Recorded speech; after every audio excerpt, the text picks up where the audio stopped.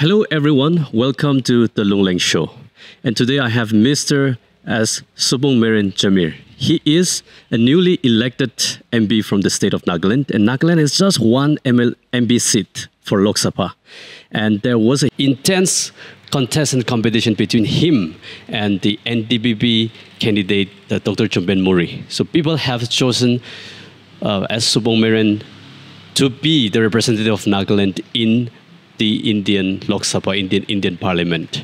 So I'm really privileged that he gives us this interview again after the winning of election. So we had also one interview before the election. Now the election is over, counting is over, result is declared. He has come out as winner in this contest. So I congratulate you, Mr. S. Subungmirin, on your victorious results that have just come up like on the 4th June.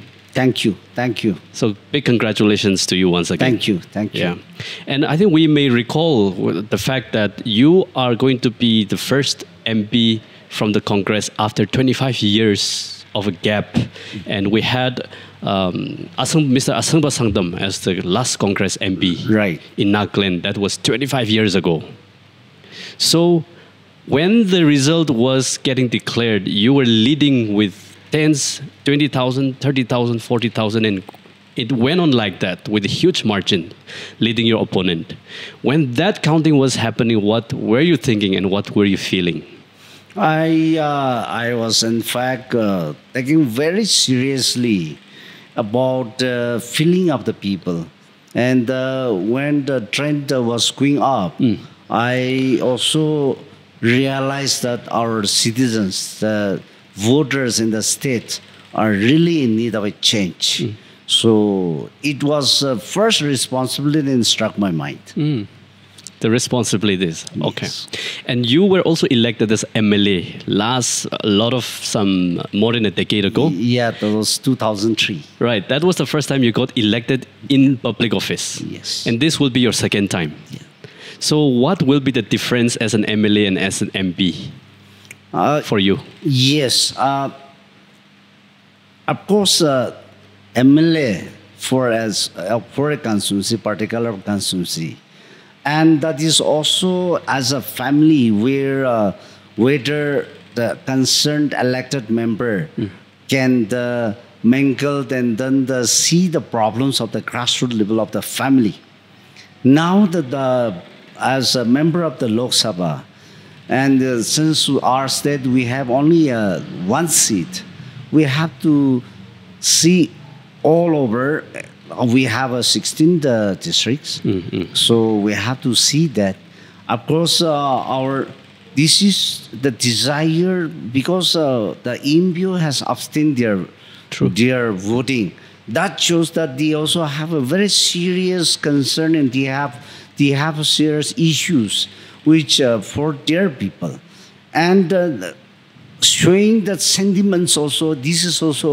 It is one of the part of the electioneering matters. So we have to equally consider that they were also having a problem, and it has to be solved because it is all among the brothers and sisters. So that this time to be a parliament member, I have noted that I should be more humble to learn more from the seniors and more from the citizens of the states.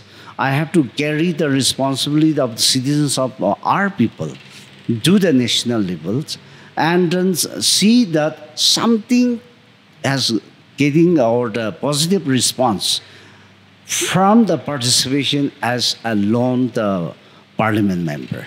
So that I have observed the seriousness of our people and the seriousness of how a parliament member need to be act in the parliament. That is there, and then as of today, the leaders led by all of us, we are also little casual and in that way.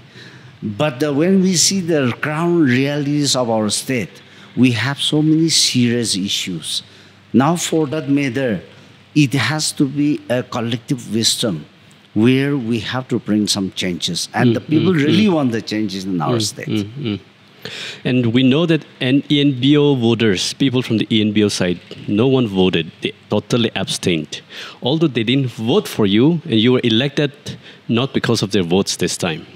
They abstained it for a serious reason, as you mentioned. True. So will you be speaking for them on their behalf in the parliament for any issues, although they were not voting in the last election? Yes, in fact, as a one family, and when they are in the aggrieve, we have to give the priority on them. So it was an issue first. So we have to consider them, and we have to take up the issues very seriously. And when the issues is there, I have a strong hope that there is a meeting point. So EMBO's issues is a collective issues. So I'm of the impression that regardless of what happened in their boycott or abstention from the voting, you are still going to represent them and their interest even in the parliament for any serious matter. Yes. Because that is a bounded responsibility as a lone person who is going to represent the state. Right. And there is a MBO issues or any other particular issues. It is is our state issues. So when it is under the state issues, it is a bounden duty of the elected members, assembly, 60 of them. They have their responsibility and to carry over those responsibility to the unions, to the central government. It is the responsibility of the parliament members. Now, when you see the trend of those voting and campaigns and vote up till the voting day, there are people who express that I don't care who is representing from Congress. I'm going to vote for that party. There are a lot of people who express that interest. I don't care who is the candidate and what he believes in, I'm going to vote for Congress. So do you agree with the fact that people, even though people don't know much about you, they still voted for you? Yeah, I really appreciate that comment because I'm from the Congress background. Okay. And the voters, the general voters, those who have voted in favor of the Congress, and especially to safeguard of the democracy and for the equalities. They are all the members of the different parties. So definitely they have every right to say that we don't know the candidate, but we are voting for the democracy, to save the democracy, and for the equality among the brothers and sisters. I think that is more appropriate words to say that yes, we don't know the candidate in person, but the Congress party is representing for all of them. So they have opted for the Congress. And I'm, as a person, I'm also just a soldier of a Congress party. So that I totally agree and I appreciate that language. Now, one hypothetical question. Imagining that the party, you are flipped with the party with, imagining that you represent NDPP and your opponent represented Congress. Would you have won? What do you think? No. Okay. As per that, because I haven't mentioned now and then. As a person, if it is a contest of a person qualities, Dr. Chamberlain is much caliber. He have got a much caliber to work, to mingle with the people. He is also a downtrodden and then the very humble leaders. So he contested as an NDTP. So I said, the right person and wrong party. You said that, yes. Yes. I remember. Because NDTP is alliance with the BJP. And BJP was doing all roles to divide even among the state and among the peoples. And it has given the restless feeling among the thing and then among the citizens. And especially reference to the religions, the equalities, the minority section and the major. So Unfortunately, my friend, he landed to that alliance party.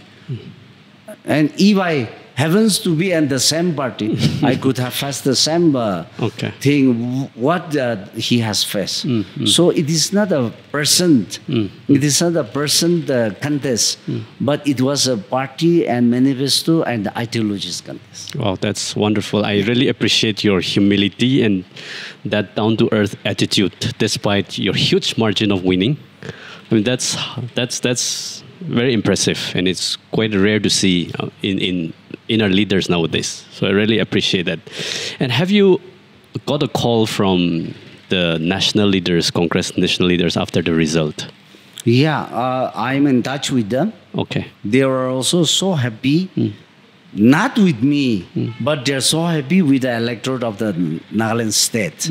And especially Rahul, he came here and Gargiji has sent him, and then the Venugopal, all of them, central leadership, they went for the Yatra. And they really had a sentimental attachment with the issues and the people of our state. Now they are very curious about the issues of our state, and they really wanted to solve.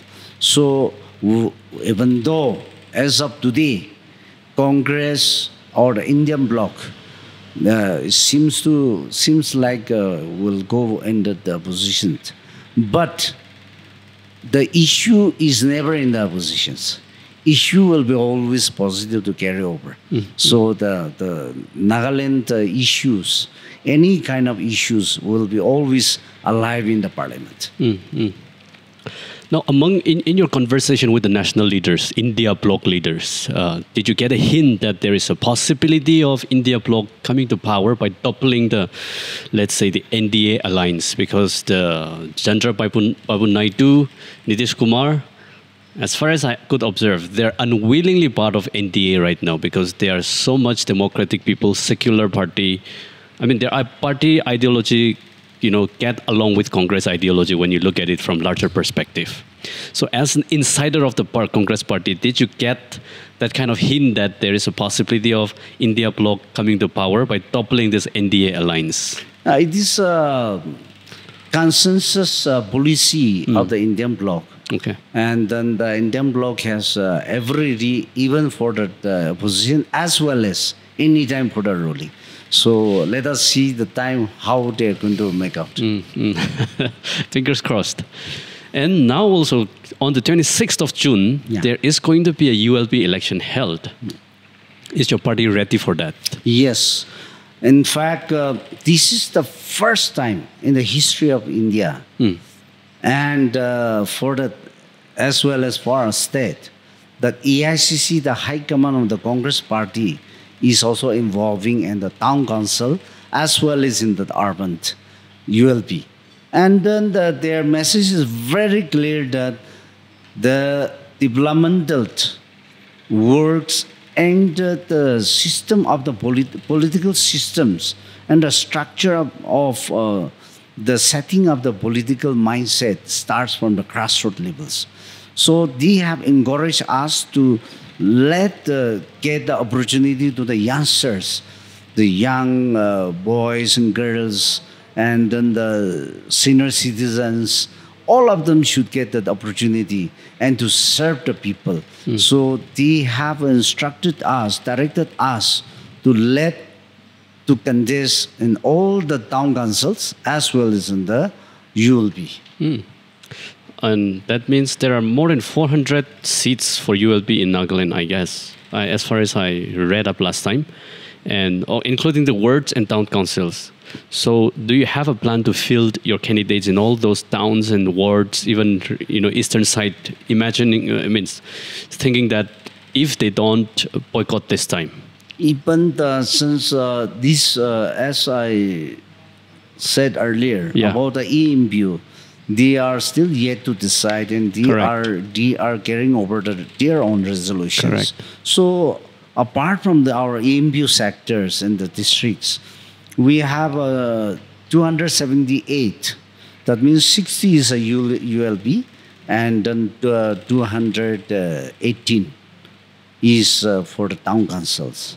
And so far, the first list was, we were so encouraged. The first list was 16 candidates. Okay. And now second, third, and all that. And then if there's only the youngsters or the senior citizens or whosoever, if they really wanted to serve the people and if they come forward, then we are ready to offer our tickets and we are ready to work for them. And Congress is now we have decided to go down to the grassroots level and will work for the people and let the people also judge whether the Congress is a real acquaintance with the people or not, and whether we carry over our policies which we are sharing to the people. That ideology, the concept, now we are going to share even up to the grassroots people. And we'll see that Congress stands for the people and we will start working for our citizens. Okay. So after the election result was declared on 4th June, did you see the increase in the applicants, in the number of applicants coming and seeking your Congress party ticket? Yeah, that we are getting more green signals. Yes. And then the tendency, of course, the ruling government, many of the candidates, they were the aspirants of the ruling governments. So that was one factor. But now we are receiving more signals and green signals and positive response that more candidature will come forward. Okay. And having said that, does Congress support the 33% reservation for women? Yeah, actually, this is the main agenda and the policy of the Congress. Okay. And the Sunday, and then the Congress was a major party who is in favor of the 33 reservations. Okay. And accordingly, we are also encouraging in our state, and we are getting more response from the woman side. Okay. Even leaving aside the reservations, they are ready to fight in the general seats also. Well, that's encouraging.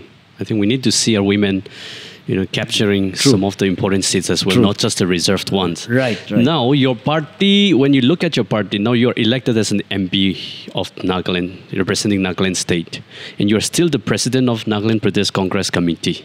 So will that two roles, responsibility that you have, will that go simultaneously, or are you going to drop the party leadership? This is since it is under the purview of our High Command. Right. So it is just left to our High Command to decide. If the High Command desires to put me the 12 responsibility, I'm ready. And if High Command decides for a better arrangement, that also I have to abide by it. So you're saying that deciding who should be the president of the party mostly depends upon the decision of your high command from Delhi. Yes. That's how the party works. Actually, the organization election, which was held in 2022, is supposed the one tenure will end up at 2028 only. Okay. But with a better change and then the environments of the party, anything for a better adjustment may also make that arrangement. Of course, it was a clear signal from the High Command that whether I win or lose, I should be continuing holding the president, the MPCC president. That was a commitment given to me by the High Command. Okay. But that was one point of time. And then the present is, again, the different situations. Now it's up to the High Command. But we are ever ready, whatever the High Command says. And the MPCC set up. So we all are under the umbrella of the High Command. Great. Now, coming back to your party here in Nagaland, there was a rift in your party recently. One, there were many accusations made by some of your party members, of even on social media, that gay theory, and there is a rift between you and your group and the gay theory group. I don't know how big or how large is his group. Is that issue still on, or has it been resolved? And what was the main issue between? Actually, there was. They're saying that they are not against the party, but when there was a crucial electionary process was there, all those allegations has come up. So whether we didn't consider as allegations, it is only their ignorance. Okay. It is the ignorance of the concerned persons or the party workers who has spoken against the high command decision. Okay. So, and we all are, as I mentioned earlier, we all are finding under the rules of the Constitution of India. That is INC, All Indian Congress, and we have the MPCC, the Nagaland also, we have a separate, along with the special status, we have the 10 modalities also. Okay. So we all are under the rules only. Yes. And those any utterance of work or any actions are determined to examine by the disciplinary action committees. So we have recommended, and then this disciplinary action the committees is on the process, and definitely this process will reach the high command, and the high command also will give their own opinion of justifications. And gay theory being such a senior leader of Congress since long time ago, and even until today, when you look at his involvement and his contribution, is there any chance of him coming into the party fray and harness his experience and expertise and contribution from him again, or will he be alienated now from the party? See, what is your take? The party, the Congress party in the state, we have a high regard on him, but unfortunately, he don't regard with the Congress. We really appreciate him, and since the party is nurtured by senior person like Terry, he should be the first person to see the problems. Okay. And then he should specify the issues. But when we have a high respect on him, maybe he's not so acquaintance with the Congress. Maybe the way he has shown, but still we have a high regard on him. But it is a personal choice. We cannot force him to be in the Congress always, and not to be in the Congress also. It will deal by the rules only. So now it's left to our disciplinary action committees as well as the Constitution. Okay. One follow-up question on that: will your disciplinary committee put any effort to make sure he also comes back to the party, for full contribution and to play an important role in the party, although he may not become the president of NBCC again, but as a senior leader, he can play a very crucial role in your party. So will the Disciplinary Action Committee put any effort to allure him back to the party? In fact, he is an AICC member. Right. And the actions, at the most, the MBCC can recommend the cases to Congress Working Committee. Now it is up to our high command to decide. Okay. Yeah. We can only recommend. Okay. Yeah. Wonderful. Yeah. Yes, it's sad that, these things are natural. Everywhere, when there is change of position, when there is change of leadership, things like this happen everywhere. But what's important is our wisdom to resolve it and coming together and working again. So, on a conclusion, I would like to know what will be the issue that you will be focusing on as a parliamentarian and as a representative of the whole Nagaland state. What are few issues that you are very concerned about? Actually, during the electionary campaign, and the manifesto which was laid down. That is very important.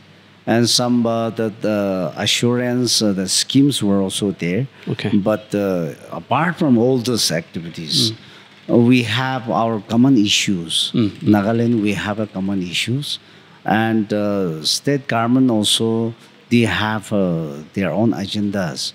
And so, as representing as a state in the Lok Sabha, we have to carry the sentiments of the state government also. So that is one we have to see, and then we have to be coordinating with the state governments. Then the issues like, as we have mentioned, EMPO, we have that issue. And then we have the Naga political issues also, which is we have already 2 agreements. And then apart from the developmental matters, we have this medical college is also there. Then we with the Nagaland University, which we have some agendas which were discussed during the electioneering. That also we have to take up to the central governments. And especially will focus on the educated, unemployed youth welfares. Their welfare is very important. Once we solve that welfares, then our state will come to and some line of arrangements. So we're referring to the educated youth unemployed. We have 2-3 SIG projects, like the Wazo cement factories also. We have the Tuli paper mills. Yeah. So all those kinds, I think, with the concern with the state government, with the possibility to work out and to revive those projects is also very important. So seriously, I'll try to represent as a mandate of the Naga people, of the state, of the electorate, and we'll see that because this present the parliamentary elections, God was with the people, and people was with God. So the response, the presence of God, that the glorifying of the result has shown. So hopefully, the whole dinner, the whole process will lead by our Almighty God, and will bring a successful achievements for our state. Amazing. So thank you so much. I wish you very best for your upcoming work. Thank you. Thank you. All the best. Sir. Yeah, thank you.